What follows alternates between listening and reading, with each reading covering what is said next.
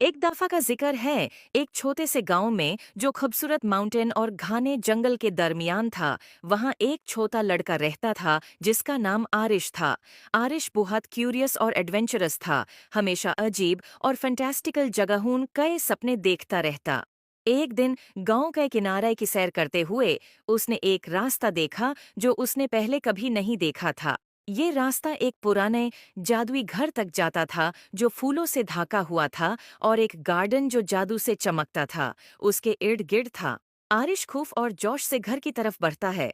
जैसे ही उसने दरवाजे का हैंडल छूने की कोशिश की, वो एक गरम सुनहरी रोशनी से चमक उठा।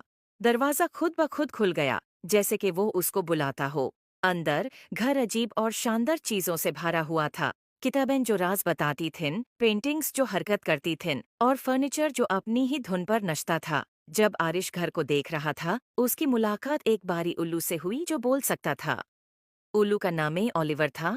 ओलिवर ने आरिश को समझाया कि ये घर जादू की एक दुनिया है, और ये किसी ऐसे शख्स का इंतजार कर रहा था जिसका दिल पाक होता कि उसके राज मालूम हो सकें।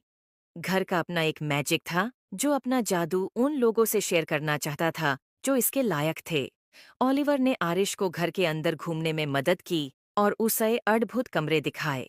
एक गार्डन जहां फूल मिलकर गाते थे, एक लाइब्रेरी जहां हर किताब एक अलग दुनिया का दरवाजा थी, और एक रसोई जहां मसाले और इंग्रेडिएंट्स खुद नाच कर खाना बनाते थे। हर कमरा एक नया राज था, और आरिश ये देखकर बहुत खुश होया।